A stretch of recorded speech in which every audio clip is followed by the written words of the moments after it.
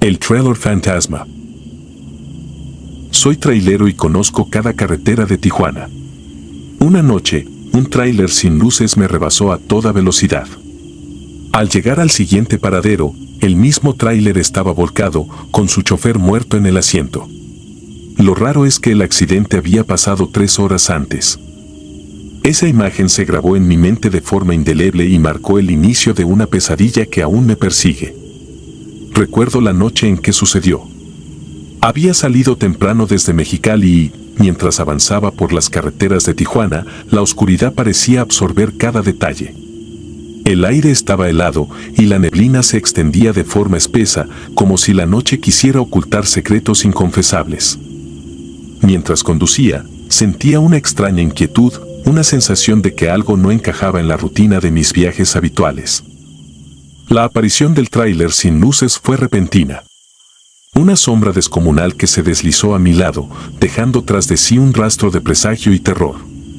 No pude evitar sentir que mi corazón latía con fuerza, y a pesar de mi experiencia en la carretera, algo en ese instante me hizo detenerme y observar.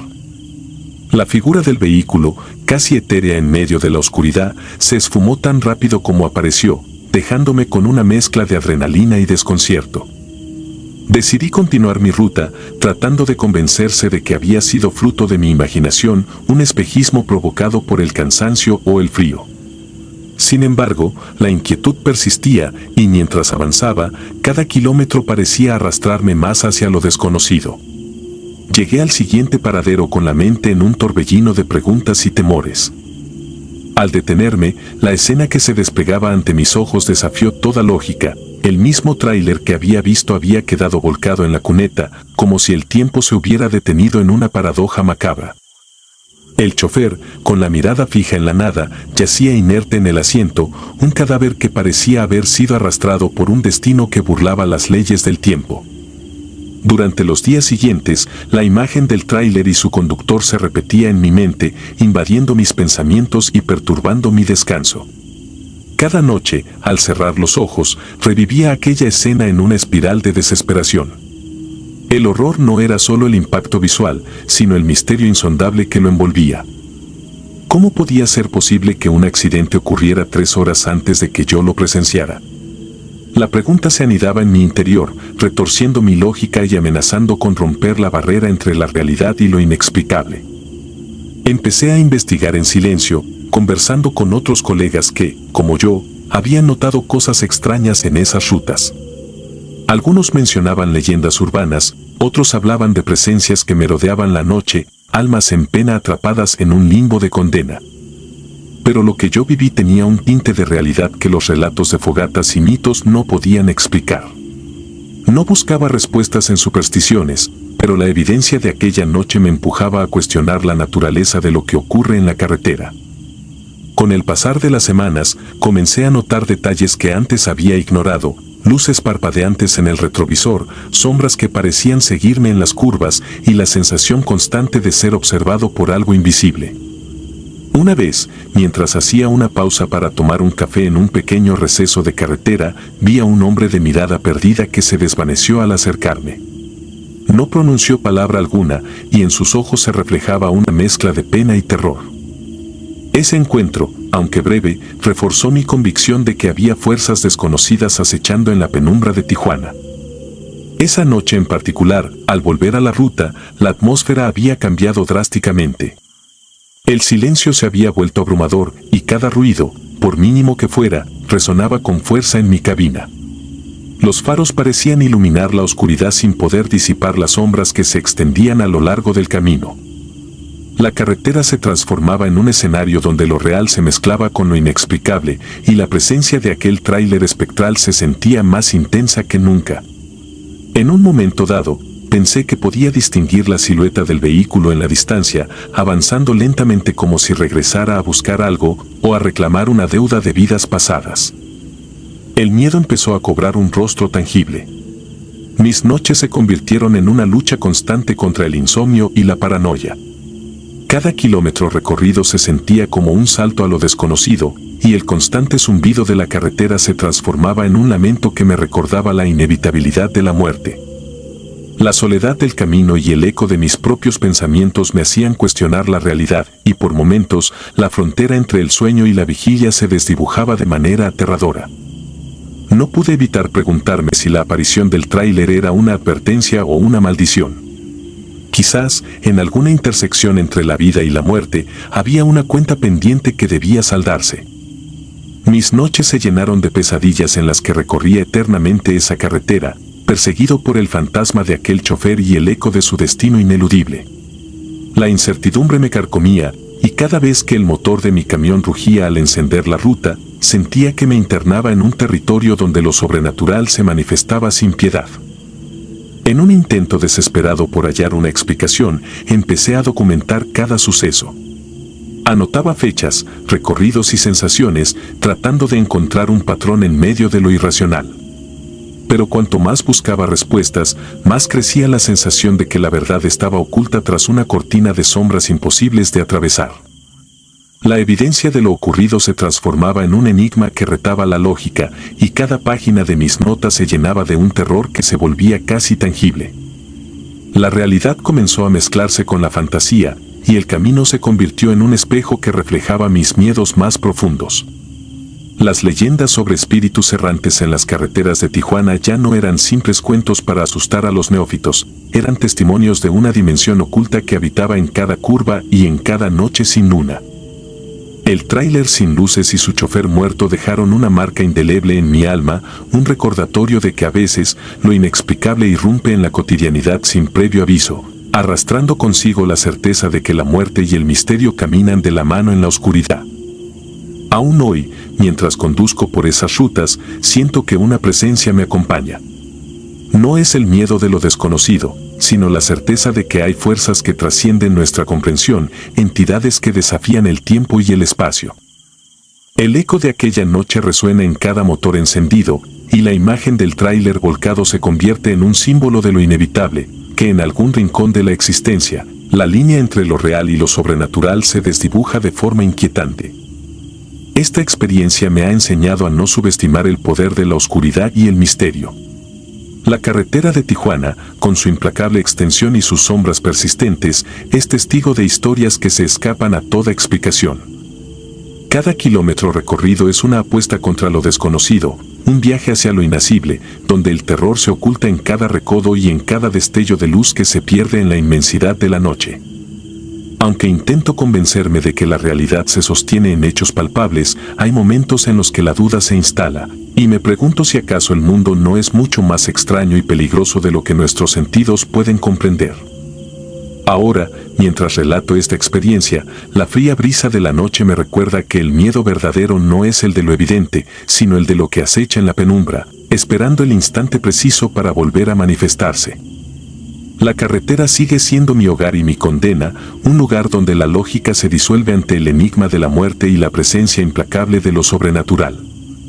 Y cada vez que el asfalto se extiende ante mí, sé que, en algún lugar, las sombras aguardan para recordarme que el terror no es una invención, sino una realidad que puede cambiar el curso de una vida en un solo instante.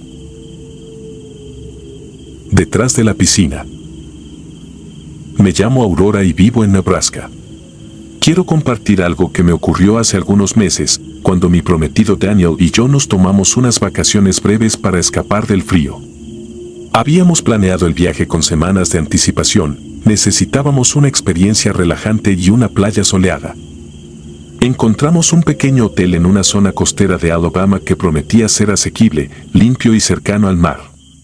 No era un establecimiento de renombre ni estaba justo frente a la playa, pero se ubicaba a unas cuadras de la orilla, con la ventaja de tener su propia piscina y un ambiente tranquilo. Nos pareció la mejor opción considerando nuestro presupuesto. A pesar de no poseer lujos, por las fotos se veía cómodo, así que hicimos la reserva sin pensarlo demasiado. Llegamos a Alabama en la mañana, arrastrando las maletas y con la emoción de quienes buscan sol y arena.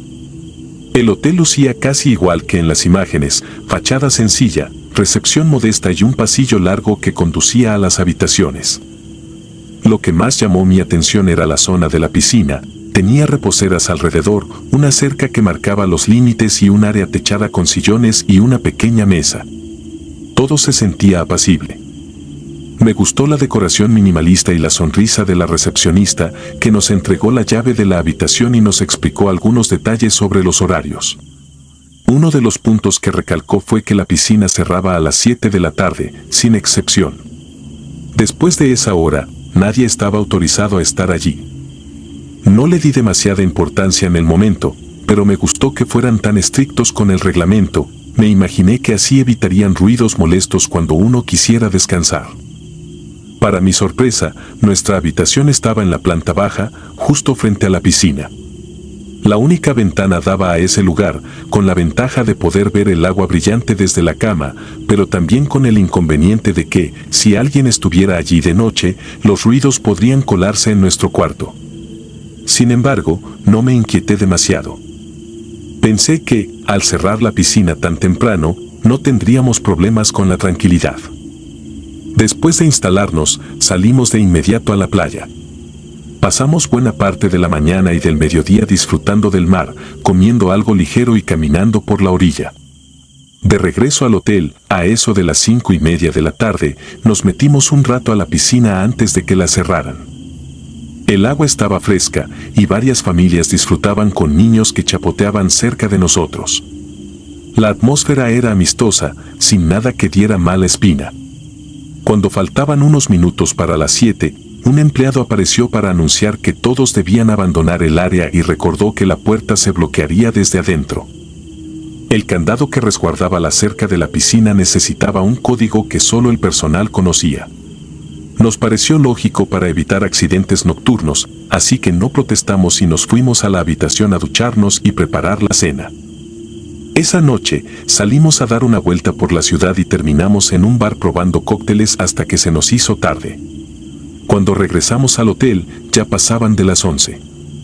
Recordé que la piscina debía llevar hora cerrada, pero, al entrar a la habitación y abrir las cortinas para ver cómo lucía el patio de noche, noté una figura sentada en una de las sillas reclinables a un lado del agua. Era un hombre mayor, con la espalda algo encorvada y un libro que le cubría parcialmente el rostro. Parecía tan ensimismado en su lectura que ni se inmutaba. Me sobresaltó su presencia porque, según nos habían dicho, nadie podía estar ahí a esa hora. Sentí un escalofrío que atribuía a la temperatura del aire acondicionado, pero no quise darle demasiadas vueltas.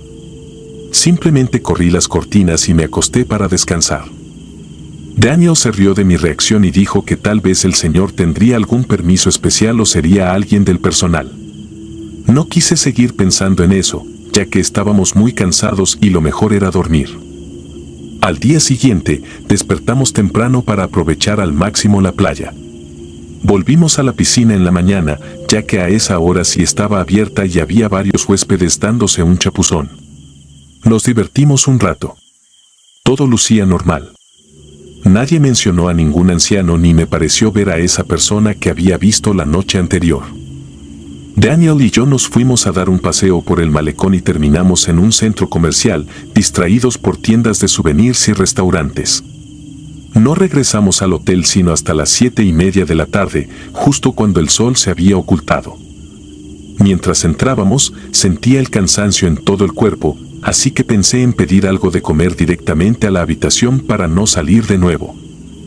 Cuando entramos en el cuarto, recordé al hombre misterioso. Sentí curiosidad y corrí un poco la cortina para mirar si la piscina estaba, como se suponía, cerrada y vacía. Sin embargo, ahí estaba de nuevo aquel señor. Tenía exactamente la misma postura, recargado en el respaldo de la silla, con un libro que le cubría la cara. Me pareció imposible que fuera coincidencia. ¿Por qué habría alguien ahí a esa hora? Al principio lo dejé pasar, pensando que sería un huésped despistado o un familiar del dueño con acceso a la zona, pero la intriga no me dejaba en paz. Le conté a Daniel que la situación me parecía muy extraña y que tal vez deberíamos preguntar en recepción o llamar a quien nos llevara la comida para salir de dudas. Él se animó a la idea, sobre todo porque le había surgido el antojo de nadar a esa hora y quería saber si era realmente prohibido. Cuando llegó el empleado con la comida, Le pregunté educadamente si existía alguna excepción al horario de cierre de la piscina. Él respondió que no, que a las 7 en punto se echaba llave y se activaba el código de seguridad que solo ellos conocían. Nadie tenía permiso de ingresar. Entonces le conté que habíamos visto a un hombre mayor recostado en una de las sillas la noche anterior y también esa misma noche. El joven nos miró con desconcierto, como si no entendiera lo que estábamos diciendo. Le pedí que se asomara por la ventana para confirmarle que el hombre seguía ahí. Él aceptó, pero cuando corrió un poco la cortina, la piscina estaba completamente vacía. El anciano había desaparecido en cuestión de segundos, sin dejar rastro. El empleado estaba tan sorprendido como nosotros. Nos preguntó si estábamos seguros de lo que habíamos visto, y le reafirmamos que sí. Pero él insistió en que era imposible que alguien se colara, ya que revisaban minuciosamente el área cada noche. El joven prometió que avisaría a la administración para que checaran las cámaras de seguridad y se marchó con un aire de duda. Daniel y yo nos quedamos perplejos, pero tratamos de relajarnos y comer en paz. Aún así, cerramos las cortinas por completo y evité mirar hacia afuera el resto de la noche. Me embargaba una sensación de desasosiego. Sentía que algo no encajaba y tenía la piel erizada cada vez que mi mirada se deslizaba a la ventana.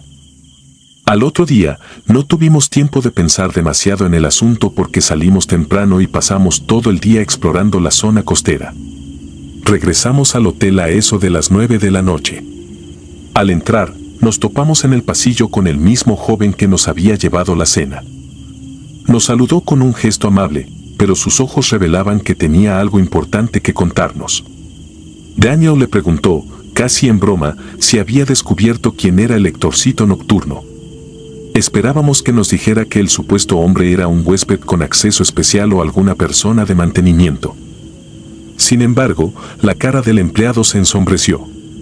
Nos explicó que había consultado con sus compañeros y que ellos le habían dicho algo escalofriante. Ese señor del que hablábamos coincidía con la descripción del antiguo dueño del hotel, un hombre que supuestamente había perdido la vida ahí mismo hacía años. Según las historias que corrían entre los trabajadores más veteranos, aquel dueño se había involucrado en negocios turbios y un día aparecieron unos sujetos que lo asesinaron de un disparo en su propia habitación. No era un secreto en la zona que la edificación tenía un pasado sombrío, pero el joven reconoció que, al ser nuevo en el empleo, no conocía todos esos detalles hasta que preguntó. Me quedé congelada. No quería creer en fantasmas ni en leyendas urbanas, pero escucharlo de boca de alguien que parecía genuinamente atemorizado me puso la piel de gallina. Daniel no dejaba de esbozar una sonrisa nerviosa, tratando de bromear con que tal vez era un cuento para turistas. Sin embargo, el empleado aseguró que no éramos los primeros huéspedes que veían al hombre cerca de la piscina y que todos coincidían en la misma descripción, un anciano con un libro en el rostro, sentado en la misma silla cada noche. No supimos qué decir. El joven se despidió con una mueca de disculpa y nos recomendó, en voz baja, que no abriéramos las cortinas después de las 7 y que, por nuestra tranquilidad, evitáramos mirar hacia la piscina en la madrugada. Nos dirigimos a nuestra habitación con el corazón latiendo con fuerza. Daniel seguía incrédulo, pero me confesó que se sentía inquieto. Las palabras del empleado resonaban en mi cabeza, no son los primeros que lo ven. Imaginé el rostro de un hombre anciano lleno de sombras, esperando en silencio al otro lado de nuestra ventana. Cerramos bien las cortinas y nos preparamos para dormir. Traté de ver la televisión para distraerme, pero mi atención se desviaba constantemente a los sonidos del pasillo, al leve goteo del lavabo y a cualquier pequeño ruido que pudiera ser un rasguño en el cristal. A eso de las 4 de la mañana, me despertó una ansiedad inexplicable. Sentía la garganta seca, así que me levanté para ir al baño y beber un poco de agua. Mientras estaba ahí, escuché algo que me heló la sangre. Parecía un golpeteo suave en el vidrio, como si alguien llamara con los nudillos. Me quedé inmóvil. A través de la puerta del baño podía ver que la cortina seguía cerrada, pero el ruido era inconfundible. Desperté a Daniel con un movimiento torpe, susurrando que alguien tocaba la ventana. Él se levantó sobresaltado y, con el valor que solo da la rabia o la desesperación, abrió la cortina de un tirón. El impacto visual fue devastador. Ahí estaba el hombre, casi pegado al cristal, con su libro sostenido a la altura del pecho. No distinguí sus facciones con claridad, pero sí alcancé a ver un rostro demacrado y un brillo extraño en sus ojos. El libro tenía manchas oscuras en la cubierta. Estaba tan cerca que sentía que de un momento a otro atravesaría el cristal para entrar. Daniel gritó un insulto, pero el anciano no se movió.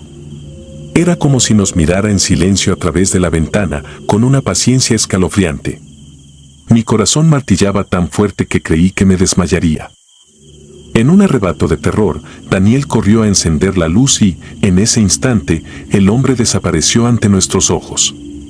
No se fue caminando ni corriendo, simplemente dejó de estar allí, como si se hubiese desvanecido en la oscuridad. Nos quedamos un rato sin poder articular palabra, mirando el vidrio empañado por nuestras respiraciones agitadas. Cuando nos atrevimos a salir de la habitación, el pasillo estaba vacío y la recepción, cerrada. No sabíamos si debíamos tocar la puerta de algún empleado o llamar a la policía, pero la sensación de que nada de eso serviría nos detuvo. Era como si hubiéramos presenciado algo mucho más allá de nuestra comprensión.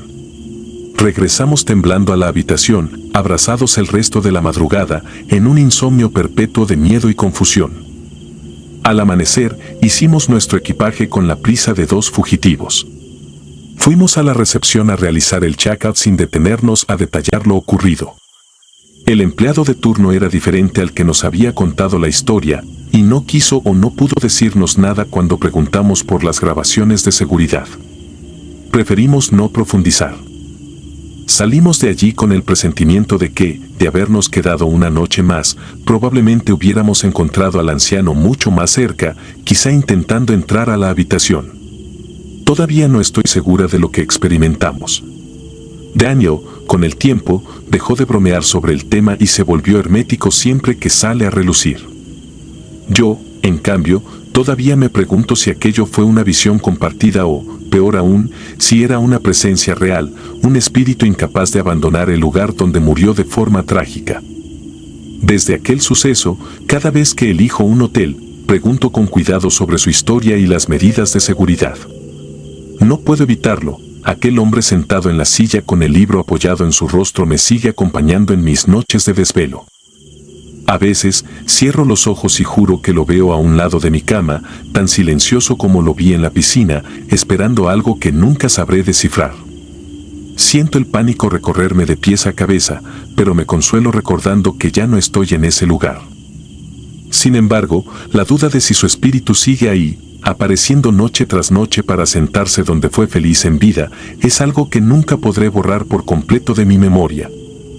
Aún no logro quitarme esta sensación de intranquilidad.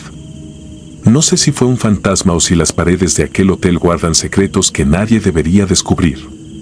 Lo único de lo que estoy segura es que, en esas vacaciones, algo nos observaba en la oscuridad. Y, hasta el día de hoy, no he vuelto a sentir un terror tan tangible, tan real, como el de ese anciano que parecía sostener su propia existencia suspendida detrás de la ventana, protegiendo con fiereza un lugar que le pertenecía más allá de la muerte. El guardián silencioso. Era el año 2009 cuando comencé a trabajar como velador en un panteón en las afueras de Durango. Nunca había pensado en trabajar en un lugar como ese, pero la vida no siempre te da opciones y la paga era buena para lo que ofrecía el trabajo. Recuerdo que cuando llegué por primera vez, el administrador del lugar me entregó una linterna y me señaló la pequeña caseta en la entrada. Aquí te quedarás todas las noches. Tu trabajo es simple, hacer rondas, asegurar que nadie entre o salga sin permiso. Nada más. El panteón en sí estaba descuidado. La mayoría de las tumbas tenían las inscripciones borradas por el paso del tiempo y muchas estaban cubiertas de maleza. Había un silencio pesado, como si el aire mismo estuviera cargado de historias no contadas. Desde el primer día, sentí una presión en el pecho al caminar por los senderos entre las lápidas. Pero me repetía a mí mismo que era solo mi imaginación, que todo tenía una explicación lógica. Las primeras noches pasaron sin incidentes. No había mucho que hacer, excepto caminar por los caminos polvorientos y sentarme en la caseta a esperar que el tiempo pasara. A veces, el sonido del viento arrastrando hojas secas era lo único que me acompañaba en aquellas madrugadas. Sin embargo, fue una de esas noches, poco después de la medianoche, cuando algo cambió. Estaba haciendo mi ronda habitual cuando lo vi por primera vez. Al principio, no lo registré como algo extraño. Solo vi una figura pequeña, sentada sobre una de las lápidas al final del cementerio, bajo la luz pálida de la luna. Mi primera reacción fue de confusión. No podía ser un niño, no a esa hora, no en un lugar como este. Me acerqué lentamente, pensando que tal vez algún niño se había perdido o que alguien había entrado sin que yo lo notara. Pero a medida que me aproximaba, algo en mí comenzó a sentirse mal, como si cada paso que daba me pesara más que el anterior. El niño, vestido con ropas simples y sucias, no se movía. Estaba sentado con la mirada fija hacia el suelo, sus manos descansando sobre sus rodillas. Cuando estuve a unos metros, me detuve. Fue entonces cuando levantó la cabeza y me miró. Sus ojos, no había vida en ellos. No había absolutamente nada. Solo dos vacíos oscuros, pozos profundos que parecían absorber todo a su alrededor. Sentí que el aire se congelaba a mi alrededor y por un instante no pude moverme. Intenté decir algo, pero las palabras no salían. En ese momento, el niño simplemente desapareció. Sin previo aviso, se desvaneció en el aire como si nunca hubiera estado ahí. Me quedé de pie, mirando el lugar donde había estado. El frío en el aire se sentía como si viniera desde adentro de mí mismo, y el silencio, ese maldito silencio, era ensordecedor. Decidí terminar mi ronda más rápido de lo habitual y volví a la caseta, tratando de sacarme la imagen de esos ojos vacíos de la cabeza. Al día siguiente, lo comenté con uno de los sepultureros del lugar, un hombre mayor llamado Don Aurelio. Él me miró con una mezcla de lástima y comprensión. No me dijo mucho, solo me advirtió que algunas cosas es mejor no entenderlas. No le di más vueltas. ¿Qué podía hacer? Era mi trabajo, y no iba a dejar que algo así me asustara. Pero las noches siguientes, todo empeoró. Cada vez que hacía mis rondas, veía al niño en el mismo lugar, sentado en la misma lápida, con los mismos ojos vacíos. No importaba a qué hora lo viera o cuánto intentara evitar ese rincón del panteón, siempre estaba ahí, mirándome. Intenté ignorarlo, seguir con mi trabajo, pero la sensación de ser observado no me abandonaba nunca. Unas semanas después, la situación se volvió insoportable. Estaba comenzando a tener pesadillas con el niño, con esos ojos que me seguían incluso cuando cerraba los míos.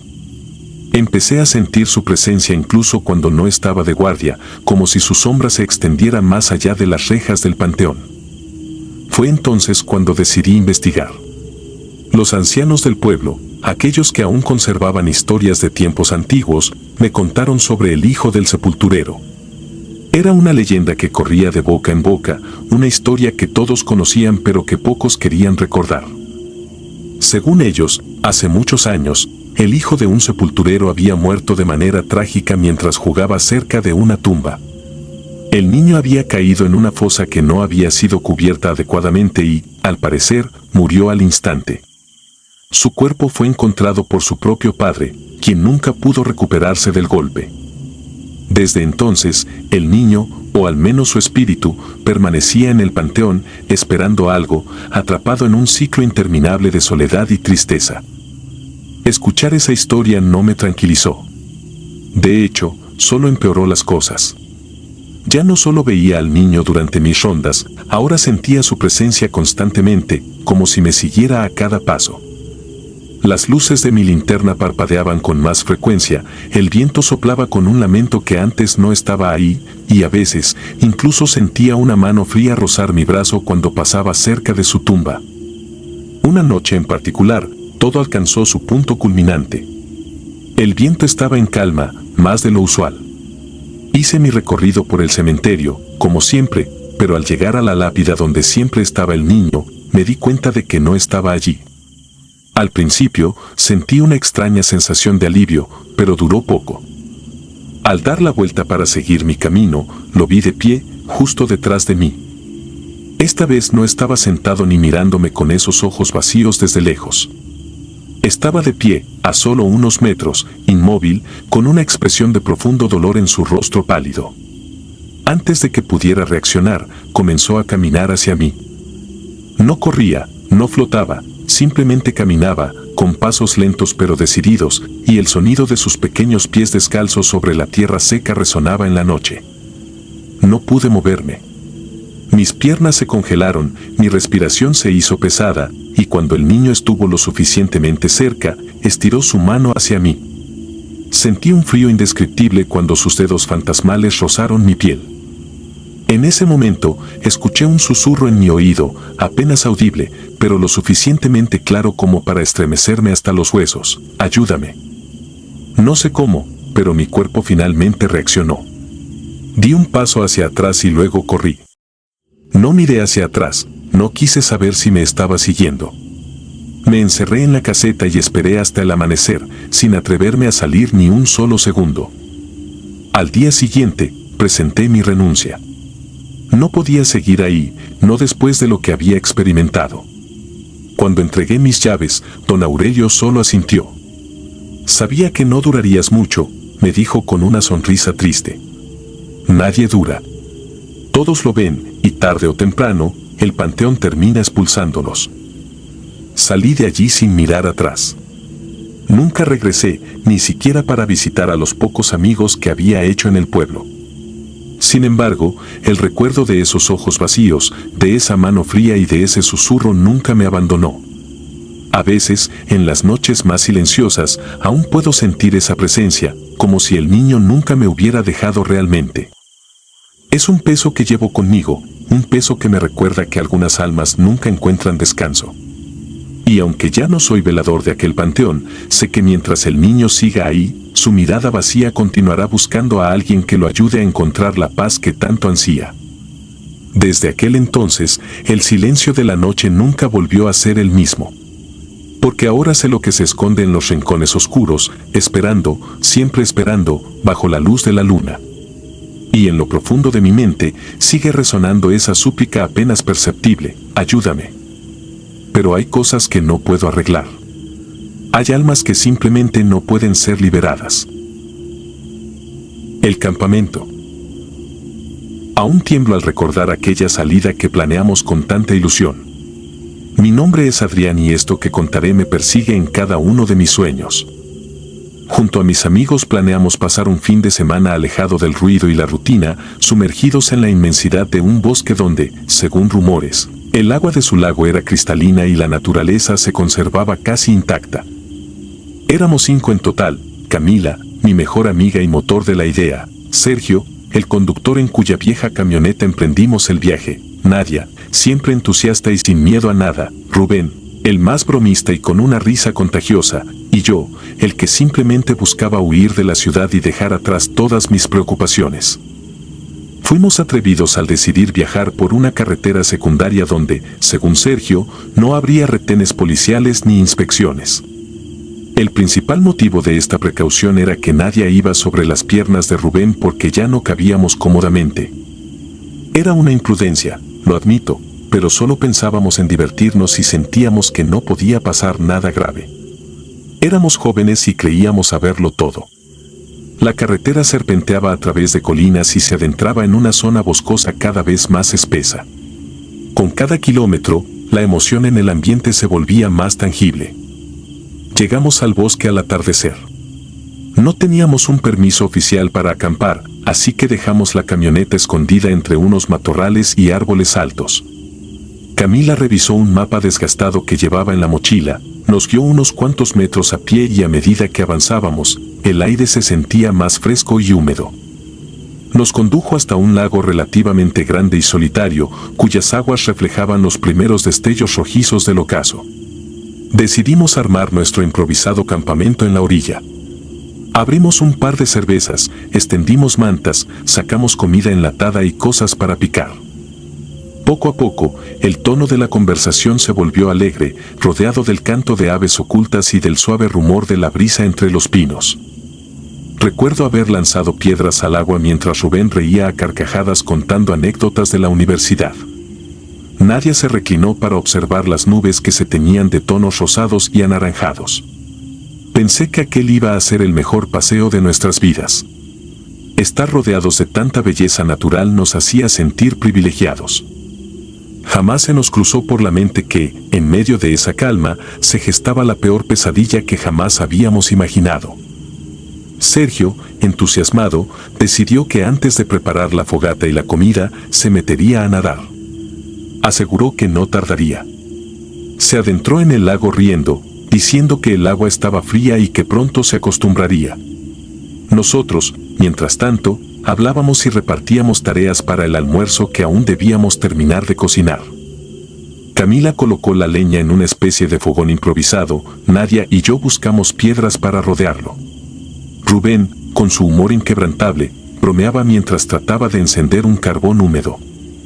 Pasó un rato en el que nos perdimos entre conversaciones y risas. Debo admitir que nos descuidamos y no pusimos atención a Sergio. Fue cuando empezamos a notar un silencio inusual alrededor del lago. Me di cuenta de que no se oía ni un chapoteo. Volteé para buscar a Sergio, pero no lo vi. Sentí una punzada de alerta y pregunté si alguien había visto a mi amigo. Camila me miró desconcertada, Nadia se alzó para escudriñar la superficie del agua y Rubén se paró de inmediato con un gesto de preocupación. Nos acercamos al muelle improvisado que habíamos visto. Comenzamos a llamarlo por su nombre. No hubo respuesta. Camila intentó mantenerse serena y dijo que Sergio seguramente habría salido por algún costado del lago para hacer sus necesidades o para explorar un poco. Sin embargo, yo no podía sacudirme la sensación de que algo iba mal. Llamamos más fuerte, gritamos su nombre con desesperación. Sentía que el corazón me latía con tanta fuerza que el pecho me dolía. Ese terror primigenio de no saber qué estaba pasando me paralizó durante un instante. Cuando de pronto, a una distancia que no pude calcular, vimos algo que flotaba. A medida que nos acercábamos, advertimos el cuerpo de Sergio, boca abajo, inerte. Una imagen tan escalofriante que mis piernas cedieron. Nadia soltó un grito ahogado y Camila se tapó la boca, lívida, mientras Rubén corría hacia el borde del agua para zambullirse. No sabíamos qué podía haberle pasado. Sergio era buen nadador, siempre alardeaba de sus brazadas y respiración bajo el agua. Entre Rubén, Nadia y yo lo arrastramos hacia la orilla. En la confusión, creo que ninguno pensó en el peligro de meterse. Solo queríamos sacarlo cuanto antes. Su piel se sentía helada y pálida. Intentamos reanimarlo, pero no hubo respuesta. Su pecho no se elevaba, sus labios estaban amoratados. El pánico se convirtió en llanto y la euforia pronto dio paso a un silencio aterrador. Era real, Sergio estaba muerto. Todavía puedo sentir el peso de su cuerpo al levantarlo para sacarlo del agua. Su mirada sin vida me provoca escalofríos cada noche. El día se nos fue en un abrir y cerrar de ojos. De pronto, cayó la noche sin que tuviésemos un plan claro.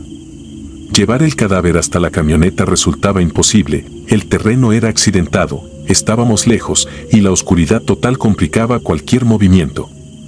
Temíamos también el ataque de algún animal salvaje. Así que, con el pecho oprimido y la mente sumida en una pesadilla, decidimos quedarnos junto al lago hasta que amaneciera. Sentí el nudo en mi garganta mientras cubríamos el cuerpo de Sergio con una manta y lo recostábamos cerca de las cosas del campamento. Oíamos ramas crujir, el ulular de búhos y el murmullo de un viento helado que a todos nos calaba. Sin embargo, lo más aterrador de aquella noche fue la tensión que creció entre nosotros. Nadia, intentando no desmoronarse, se dedicó a rezar en silencio. Rubén se alejaba unos metros como si pretendiera buscar leña, pero sobre todo lo hacía para no tener que confrontar la imagen de Sergio sin vida. Camila no dejaba de llorar, culpándose por no haber vigilado más de cerca. Le repetía a Nadia y a Rubén que ella debió haber ido a nadar con Sergio, que no debió permitir que se metiera solo al lago. Yo apenas podía articular palabra, con un dolor tan profundo que cada latido era un golpe de realidad. El aire parecía cargado de un ambiente fúnebre que devoraba nuestra cordura. Cerca de medianoche, el cansancio nos venció. Preparar el refugio se nos hizo un suplicio y terminamos por improvisar nuestras tiendas de campaña. Sin embargo, no pude conciliar el sueño. Si cerraba los ojos, solo veía el cuerpo inerte de Sergio flotando en mi mente. Sentía culpa, rabia y un miedo irracional a que algo más pudiera suceder. La naturaleza a mi alrededor no ofrecía descanso, el viento agitaba las copas de los árboles que crujían como si fueran huesos viejos. Un búho cantó de repente, haciéndome saltar. Me cubrí con mi saco de dormir, esperando que la noche pasara rápido. Creo que ya había pasado un buen rato cuando escuché un murmullo que venía desde la orilla del lago. Al principio pensé que era mi imaginación, producto del terror y el cansancio. Pero el sonido persistía. Era como un chapoteo seguido de algo parecido a un lamento. Me levanté, sudando frío. Vi que Camila dormía, extenuada, y que Rubén y Nadia no daban señal de movimiento. Caminé unos pasos fuera de la tienda de campaña, con la linterna en la mano temblorosa. El aire me pareció aún más helado que antes. Sentí un hormigueo bajo la piel al acercarme al lago. La luna se reflejaba en las aguas oscuras y algo me impulsaba a no dejar de avanzar. De pronto, distinguí una silueta cerca de donde habíamos sacado a Sergio. Parecía una persona agachada, con las manos en el agua. Sentí la garganta seca y un impulso casi instintivo de correr. Pero me armé de valor o de locura y di un paso más, iluminando la zona con la linterna. La figura se movió. Alcancé a ver que tenía cabello largo, mojado, y vestía una ropa similar a la de Nadia. O tal vez fuera mi cerebro jugando con mis recuerdos. Pensé que Nadia había salido desesperada a sumergirse para buscar alguna respuesta, quizá en un intento de redimir su culpabilidad. Entonces corrí hacia ese bulto humano, gritando su nombre. El chapoteo aumentó, como si alguien estuviera forcejeando con un enemigo invisible. Me lancé al agua sin pensarlo. El frío me cortó la respiración. Di brazadas torpes, tragando algo de agua. Me pareció oír un gemido más allá de las piedras, pero cuando llegué a la zona donde había visto la sombra, no encontré nada.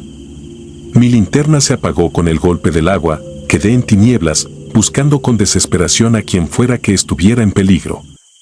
De pronto, sentí que algo me rozaba la pierna. Un pánico irracional me invadió y quise salir de allí. Nadé hacia la orilla, jadeando, con la mente repleta de imágenes confusas. Al llegar, mis manos tropezaron con algas y piedras resbalosas. Emergí y me di cuenta de que no había nadie. Mi respiración agitada era el único sonido junto al golpeteo de mis latidos. Entonces escuché mi nombre a mis espaldas. Me giré y vi a Nadia de pie, observándome con una expresión de asombro y furia contenida. Estaba vestida, completamente seca, y su linterna iluminaba mi rostro con un resplandor fantasmal. Parecía querer gritarme por mi imprudencia. Las palabras no salieron de mi boca. Ella me preguntó qué demonios hacía en el lago a esa hora, si acaso me parecía un juego lo que acababa de pasar con Sergio. Me quedé en silencio, incapaz de articular respuesta. Estaba seguro de haber visto a alguien allí, pero nadie me aseguraba que jamás se había movido de su tienda. Sentí náuseas y corrí a vomitar tras unos arbustos. Mi mente se debatía entre lo real y lo imposible.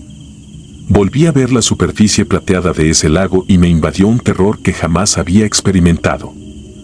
De vuelta en el campamento, Camila y Rubén también se habían despertado. Intentaron calmarme, pero mis manos temblaban sin control. Acordamos que lo mejor era mantenernos juntos el resto de la noche. Sin embargo, el sueño fue esquivo. Las horas pasaron con una lentitud agonizante. Sentíamos cada crujido, cada silbido del viento como una amenaza. Podía ver en el rostro de mis amigos el mismo tormento que me consumía. Nadie quería pronunciar la idea que revoloteaba en nuestras mentes, algo en ese bosque, en esa agua turbia, se burlaba de nuestro dolor y se alimentaba de nuestro miedo. Cuando por fin despuntó el amanecer, estábamos rotos, incapaces de hallar palabras de consuelo. Nos apresuramos a recoger nuestras cosas. Entre los cuatro cargamos el cuerpo sin vida de Sergio envuelto en una de nuestras lonas. Aquello era demasiado dantesco, pero no teníamos otra opción. El sendero de regreso se sintió interminable, con raíces que parecían atraparnos y arbustos que se enredaban en nuestras ropas. Me invadió la paranoia de que alguien, o algo, nos seguía desde la espesura. Miré detrás de mí varias veces, jurando que veía movimientos entre la maleza. Tal vez fueran ramas mecidas por el viento o un ciervo curioso, pero ya no podía distinguir la realidad de mi miedo. Llegamos a la camioneta con la angustia oprimiéndonos.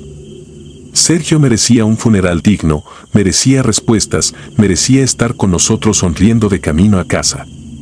Pero solo recibimos un silencio cruel y una culpa abrumadora que ninguno se atrevía a exteriorizar. Colocamos su cuerpo en la parte trasera mientras Camila soltaba lágrimas desesperadas. Nadia se secaba los ojos con la manga y Rubén encendía el motor con manos temblorosas.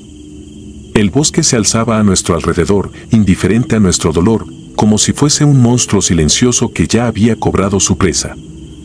Emprendimos el camino de vuelta. Nadie hablaba, solo se escuchaba el murmullo del motor y mi respiración agitada. Recordé las risas que habíamos compartido antes de entrar a aquel lugar y me pareció que habían sucedido hacía siglos, como si pertenecieran a una vida anterior. En la ventana, la imagen de los árboles era un borrón que no me ofrecía consuelo. Me asaltó la certeza de que jamás podría borrar esa escena de mi cabeza, que cada vez que viera un lago pensaría en el rostro pálido de Sergio y en la visión aterradora de esa figura que me llevó a sumergirme en la noche. Tenía la sensación de que algo más había en esas aguas, algo invisible y maligno. Desde ese día, no duermo bien. Por las noches, al cerrar los ojos, revivo el instante en que creí ver a alguien luchando en la oscuridad del lago y siento la misma desolación. Me despierto sudando, con el corazón a mil, convencido de que escucho un chapoteo lejano en la penumbra de mi habitación. Cada sombra me recuerda que la tragedia nos marcó para siempre y que, de alguna forma, el bosque sigue vivo en mi mente, llamándome a volver. A veces, mientras camino por la calle, creo ver un rostro familiar en la multitud y me asusto al percatarme de que me he quedado mirando a alguien que no conozco, solo porque me pareció que era la silueta de Sergio. No sé si en verdad aquel lugar oculta una energía siniestra o si, simplemente, fue una desgracia de la que no pudimos salvar a nuestro amigo. Pero lo cierto es que esa noche cambió mi forma de ver la vida. El bosque, que antes me parecía un refugio, se transformó en una fuente de horror. Ya no puedo reír como antes, ya no confío en la calma aparente de la naturaleza.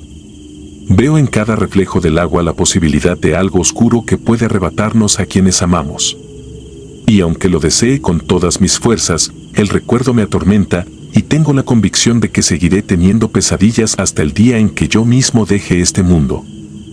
Escribo este relato con la esperanza de que mis palabras alivien, aunque sea un poco, el peso de mi conciencia. Siento que es mi forma de decirle a Sergio que lo lamento, que no pudimos ayudarlo y que, si hubiera algún modo de retroceder el tiempo, lo haría sin dudar. Pero el pasado me acecha. Sé que estas imágenes se quedarán en mi mente, adheridas a mis huesos, recordándome que a veces la naturaleza puede ser el escenario de nuestros peores temores. Solo me queda asumir que, de vez en cuando, las sombras susurran en el viento y hay lugares donde la muerte se esconde tras un silencio engañoso. He aprendido a callar mis propios gritos en la noche, a fingir que nada pasó cuando la gente me pregunta por qué dejé de amar los bosques. Lo cierto es que ese lago oscuro se llevó más que la vida de un amigo, se llevó una parte de mi alma. Y, aunque intente huir de aquel recuerdo, sé que un día, en el último latido de mi existencia, volveré a sentir el agua helada a mi alrededor y a ver la silueta que se hundía sin que yo pudiera salvarla. Así son las sombras que susurran, jamás te dejan escapar de lo que viste y de lo que te arrebató.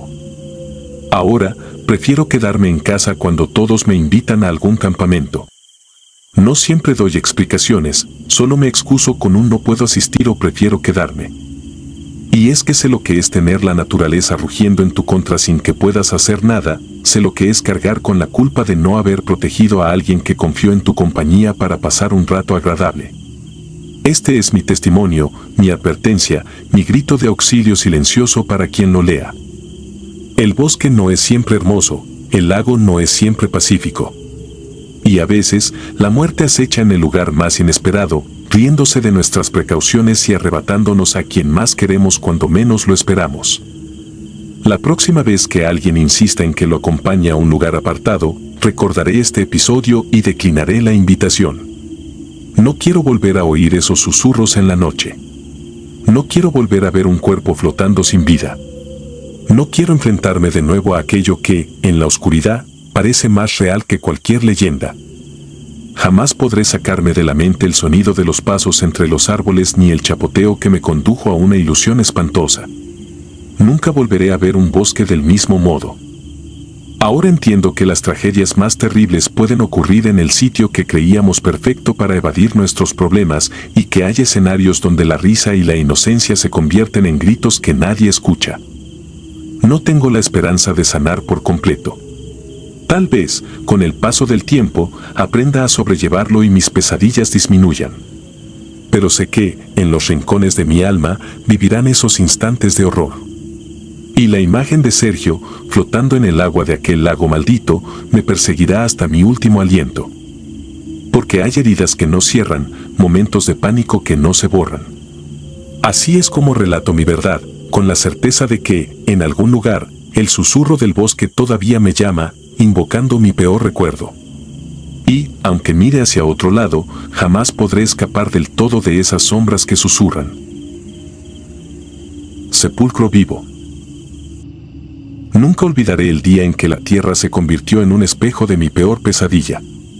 Soy albañil desde hace años y en cada obra he aprendido a respetar al terreno, a entender que bajo el barro se esconden secretos que no deben ser perturbados. Pero aquel día en Puebla, mientras demolíamos una casa antigua, la realidad se fundió con lo inexplicable y mi vida cambió para siempre. La jornada comenzó como cualquier otra, un cielo encapotado y un aire frío que presagiaba lluvia. La casa que estábamos derribando parecía cargar consigo la melancolía de épocas olvidadas, sus muros de piedra y madera susurraban leyendas de tiempos remotos. Con cada golpe del cincel y cada sacudida de la maquinaria, se iban revelando pedazos de historia.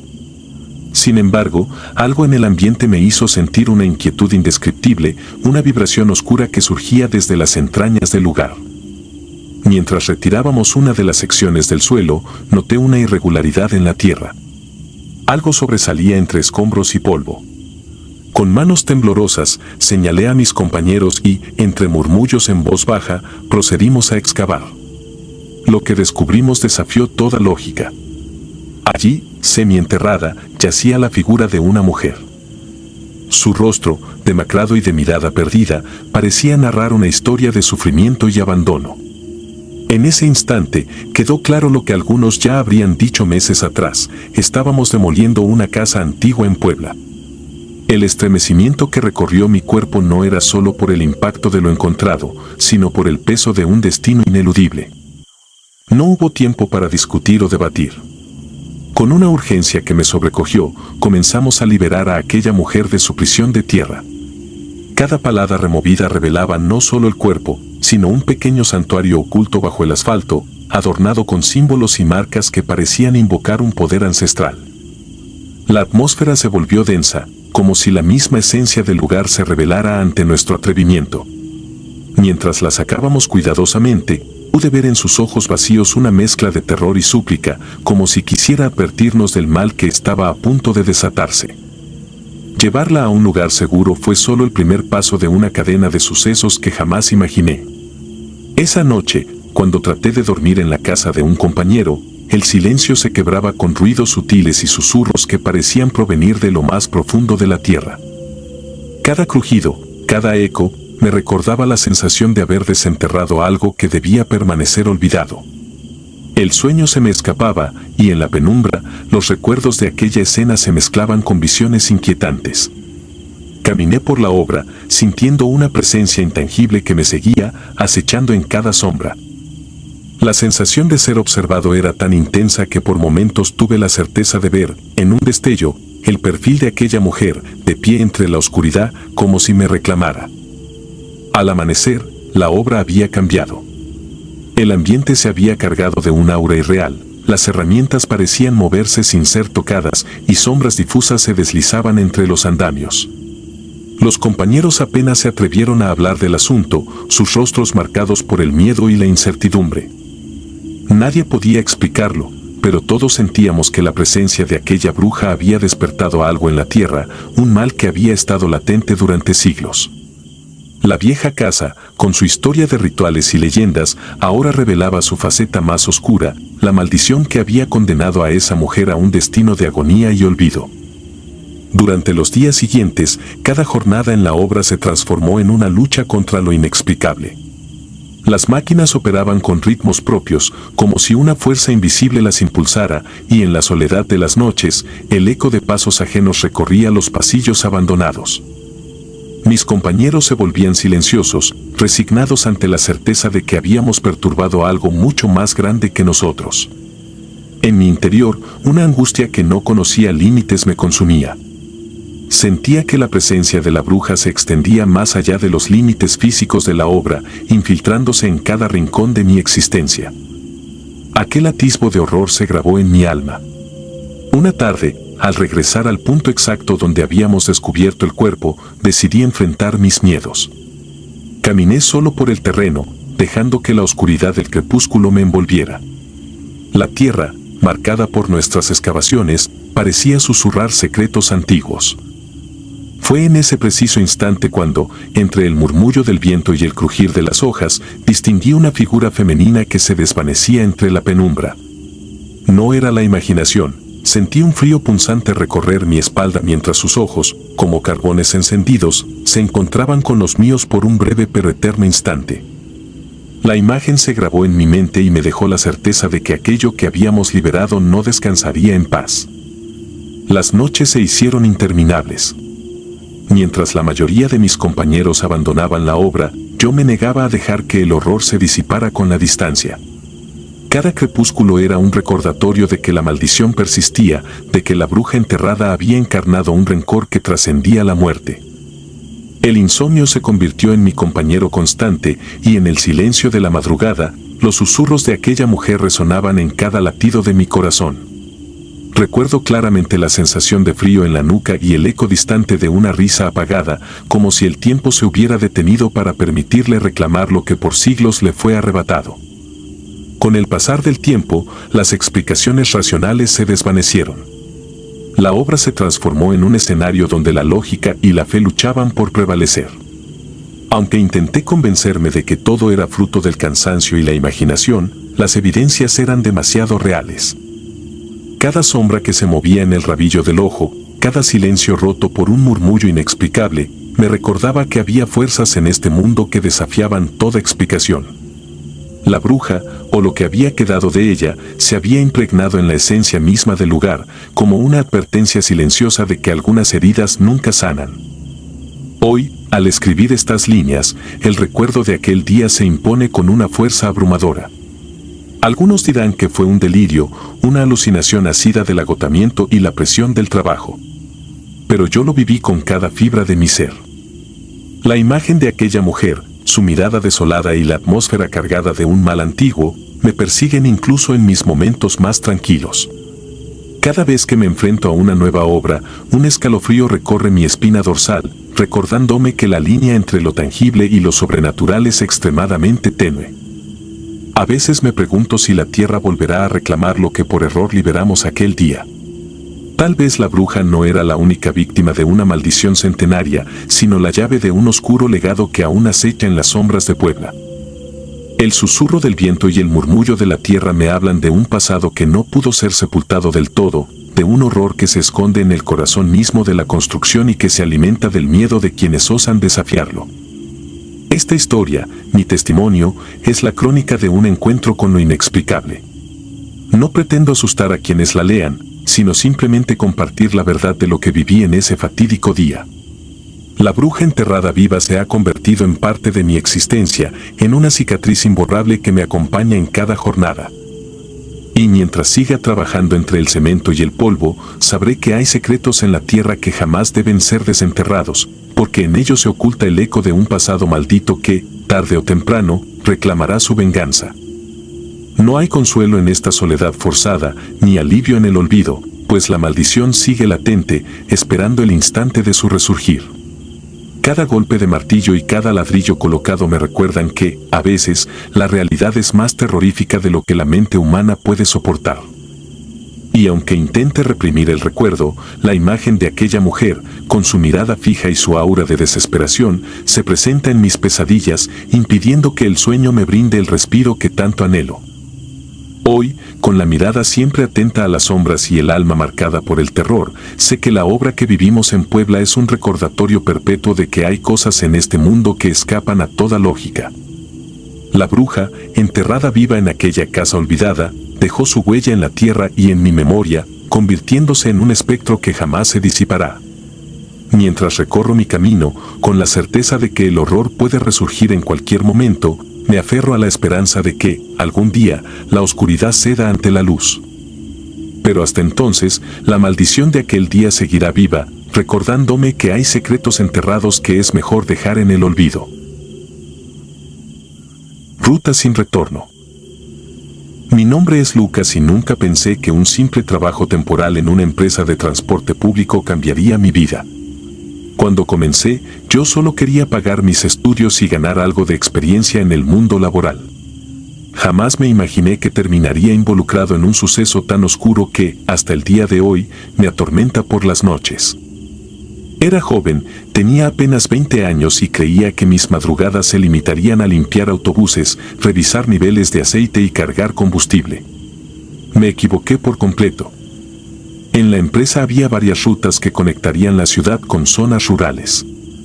Eran trayectos más tranquilos para los conductores experimentados, pues podían salir del tráfico y acelerar en carreteras solitarias, alejados del bullicio urbano. Yo era un ayudante de patio y, a veces, cuando algún chofer novato necesitaba orientación, también lo auxiliaba. Mi turno comenzaba a las 8 de la noche y terminaba cuando el último autobús regresaba al depósito, lo que, con frecuencia, sucedía bien entrada la madrugada. Esa rutina nocturna me gustaba al principio, porque disfrutaba de la calma y el silencio de la base. Pero pronto me di cuenta de que aquella tranquilidad podía tornarse inquietante. La mayoría de los autobuses que recibíamos llegaban sucios, llenos de envoltorios, vasos desechables y, en ocasiones, manchas de comida o cerveza. Por mi parte, me limitaba a barrer, trapear y desinfectar. Pero una noche, algo me sacó de mi monotonía.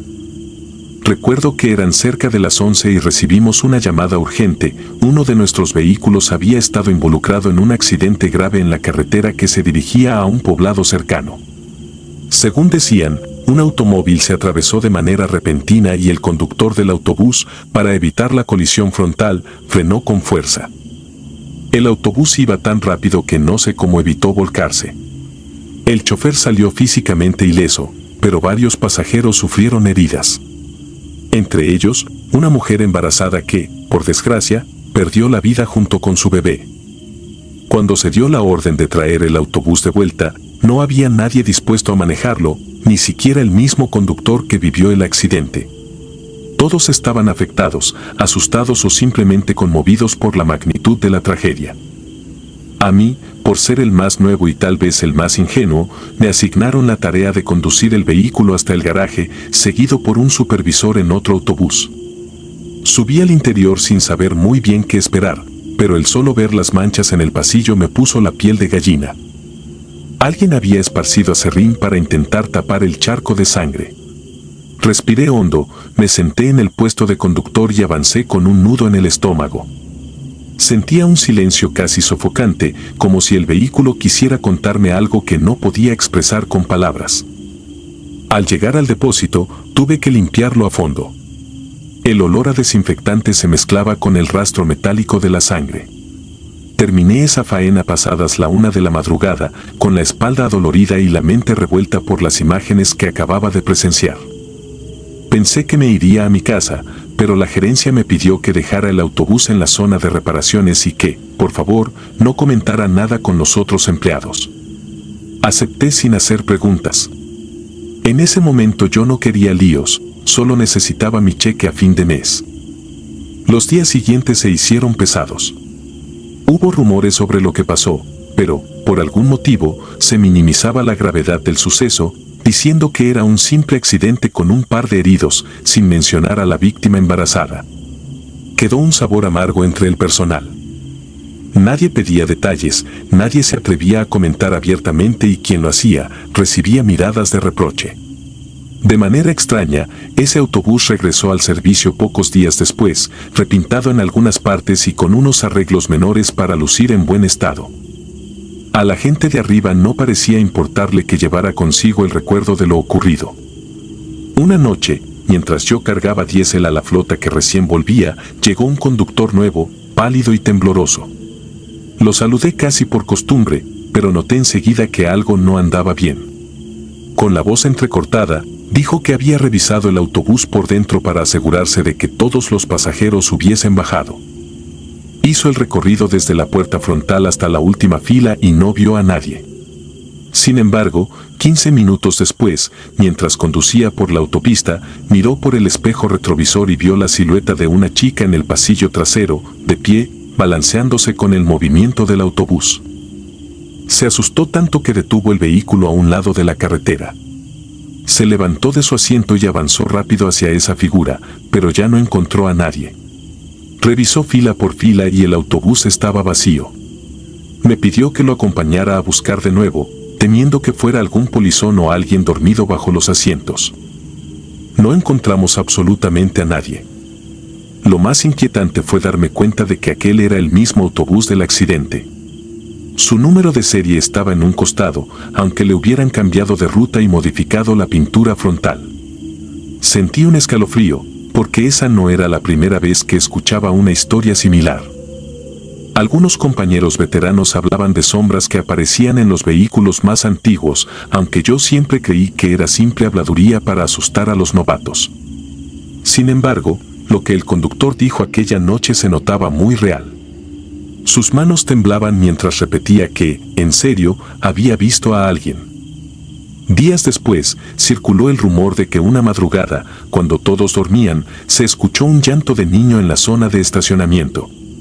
Un guardia salió corriendo con su linterna, pero no encontró a nadie. Otros empleados juraron que habían oído lamentos o que, al pasar cerca de ese autobús específico, sentían un frío repentino, como si el aire se volviera helado por un instante. Nos acostumbramos a oír historias de apariciones, un niño tímido que lloraba, una mujer que se sentaba en la penúltima fila y se desvanecía si uno parpadeaba, susurros que llamaban por el nombre de algún conductor. Al principio, lo tomé como un efecto de la fatiga y la sugestión. La gente trabajaba muy tarde, bebía mucho café y dejaba volar la imaginación. Pero los testimonios coincidían demasiado. Un viernes, al llegar mi turno, encontré a varios colegas reunidos en la entrada principal. Hablaban en voz baja, como si compartieran un secreto que preferían callar. Decían que un conductor veterano había pedido vacaciones de manera repentina y que, antes de irse, le confesó al supervisor que no pensaba volver a conducir el autobús del accidente. Alegó que en un viaje nocturno había visto a una mujer pálida con un niño en brazos, sentados en el asiento final, mirándolo con ojos vacíos. Paró el vehículo e, igual que el caso anterior, no encontró a nadie. Ese hombre llevaba casi 15 años conduciendo, era de los más respetados y jamás lo vi tan asustado. Según contó, la mujer parecía proteger al niño, acariciándole la cabeza con tristeza. Después, se desvanecieron como un reflejo en un vidrio empañado. Los directivos de la empresa empezaron a notar que muchos empleados se negaban a manejar o incluso limpiar ese autobús. Se reportaban fallas mecánicas, luces que parpadeaban y frenos que chirriaban sin explicación. En el taller no encontraban desperfectos y todo señalaba que el vehículo estaba operativo, pero sus ocupantes no dejaban de sentir un ambiente cargado cada vez que se subían. Poco a poco, fue quedándose rezagado, hasta que alguien decidió retirarlo de la circulación. Aún así, las apariciones no cesaron por completo. De vez en cuando, se oían gritos o llantos en la zona donde se guardaba el autobús, una parte más apartada del garaje donde casi no llegaba el personal. Después de varias semanas, me enteré de que las autoridades de la empresa intentaron venderlo, pero no hubo comprador. Algunos insistían en que era simple superstición, que no tenía sentido desechar un autobús en buen estado por rumores. Lo reacondicionaron una vez más, cambiándole la pintura y los asientos. Según ellos, Debía lucir nuevo para ponerlo en reserva o trasladarlo a otra terminal. Se le invirtió tiempo y dinero, como si así pudieran enterrar el recuerdo de la tragedia. Pero en cuanto la flota estuvo renovada, decidieron sacarlo definitivamente, enviándolo a una subasta donde, para sorpresa de todos, la policía lo adquirió con el fin de convertirlo en transporte de detenidos. Pasaron los meses. El ambiente se calmó un poco. El rumor de apariciones se desvaneció, aunque, de vez en cuando, alguien recordaba la historia de la mujer embarazada y el niño que, según teorías, jamás tuvo oportunidad de nacer, quedando atrapado entre este mundo y el otro. Yo era más escéptico, mas no podía negar lo que había visto en la cara de los conductores que afirmaban toparse con esas visiones. Mi trabajo continuó hasta que decidí renunciar para centrarme en mis estudios. El último día en la empresa fue extraño. Se acercó un oficial de policía para cargar combustible en el vehículo de seguridad que traía. Era un hombre silencioso, que revisaba todo con gesto cansado. Sin que yo le preguntara nada, soltó un comentario que me heló la sangre: odio ese maldito autobús, me pone los nervios de punta. Sus palabras me cayeron como un balde de agua fría. Me di cuenta de que se refería al vehículo que la policía había comprado hacía no mucho. Al preguntarle si era el mismo, solo asintió con la cabeza y no agregó nada más. Su mirada se perdió un instante en la oscuridad del patio, como si recordara algo que no quería pronunciar en voz alta. Me marché de aquel lugar con el corazón acelerado. Podría haberme callado y fingir que solo eran cuentos de pasillo, pero la desesperación en los ojos de ese policía confirmaba lo que yo ya sospechaba. Hay sucesos que no se borran con pintura nueva ni con reparaciones superficiales. El rastro de la tragedia permanece, aferrado a los rincones donde ocurrió. En aquel autobús, la muerte no fue un hecho fugaz, sino una marca profunda que atrapó algo que no quiere o no puede descansar en paz. Hasta el día de hoy, cuando me subo a un transporte público, me invade la incertidumbre. Miro por el pasillo, recorro con la vista cada asiento, intentando adivinar si alguien más va sentado allí, en silencio, observándonos desde un lugar que no comprendemos.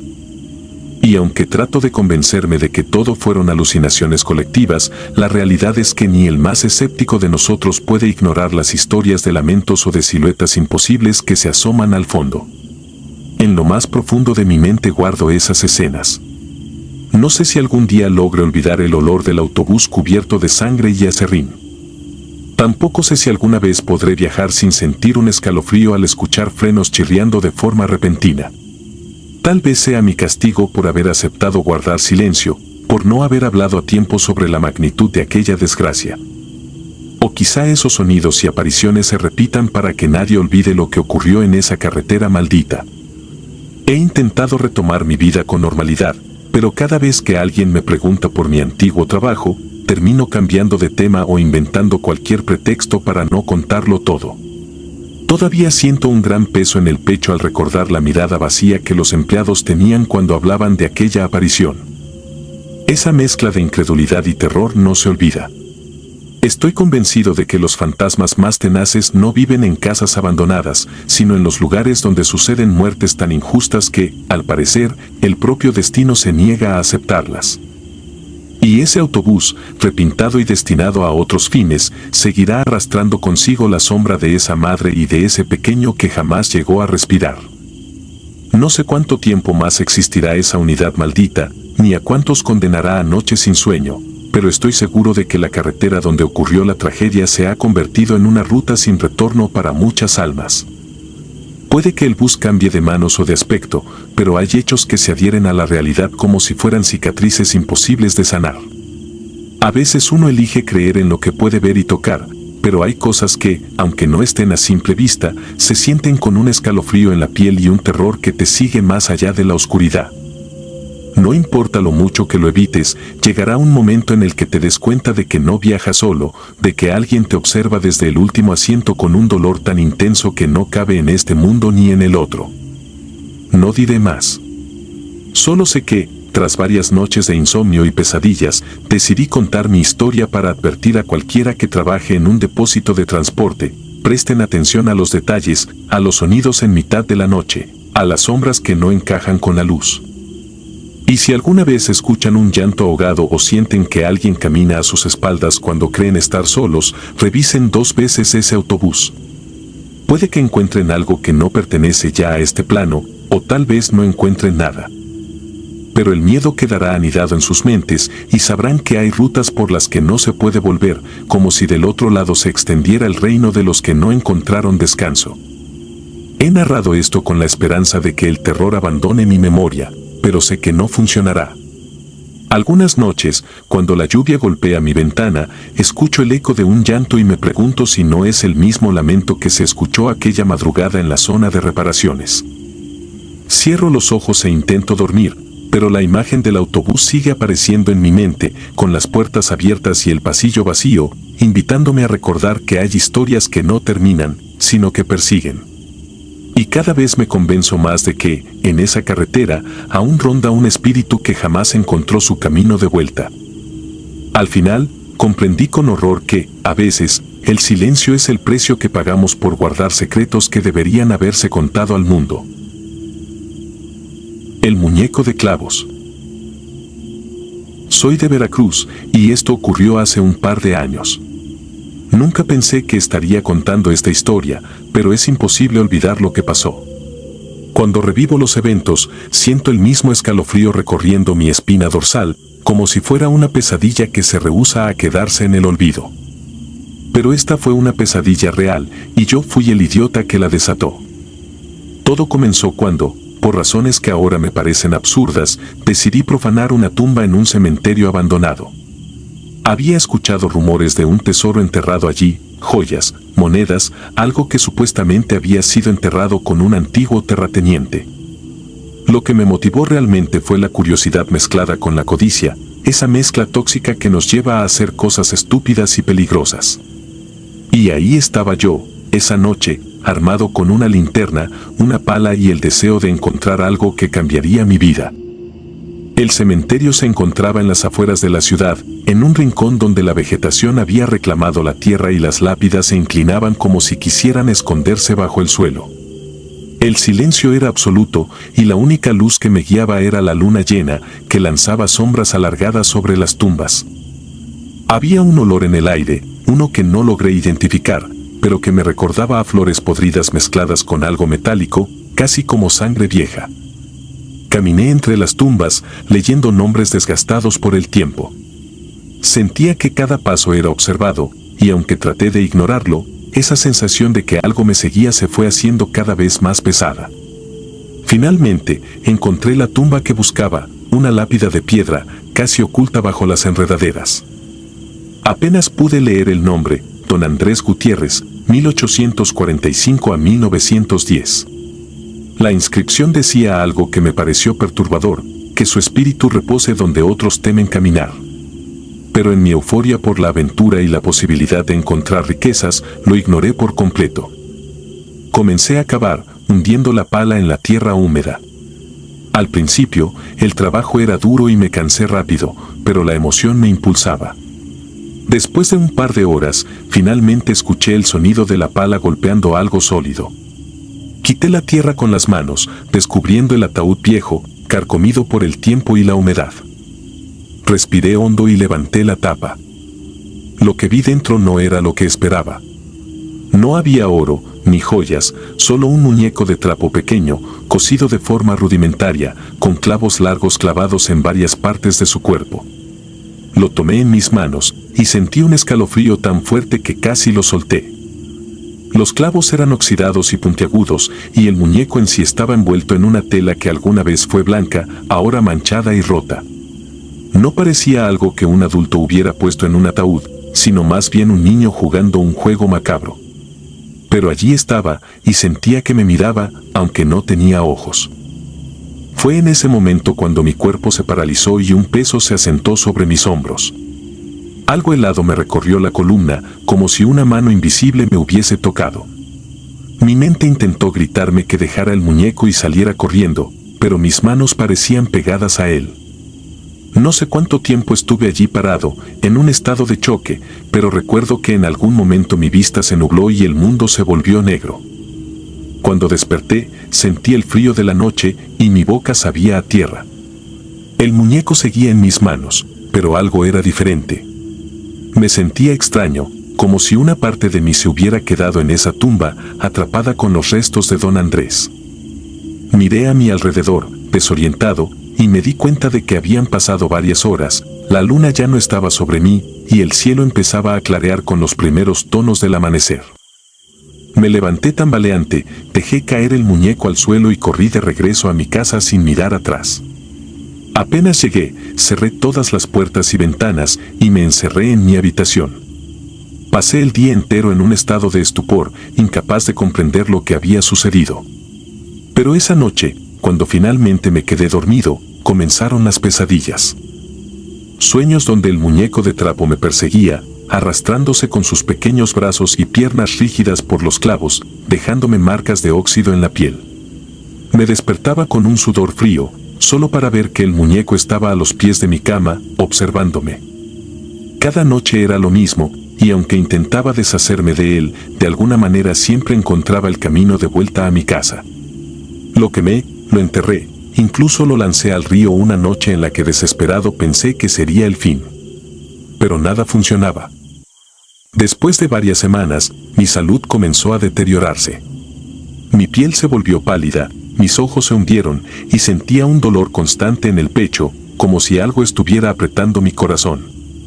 Mi familia se preocupó, pero no podía decirles lo que me estaba pasando. ¿Quién iba a creerme? Y así, con el pasar de los días, la locura fue apoderándose de mí. Empecé a oír voces susurrantes, palabras en un idioma que no comprendía, pero que sentía en los huesos. Parecían maldiciones, maldiciones dirigidas a mí por haber profanado aquel lugar sagrado. Una noche, después de haber estado despierto durante días, decidí enfrentar al muñeco. Lo coloqué frente a mí, sobre la mesa, y lo miré fijamente.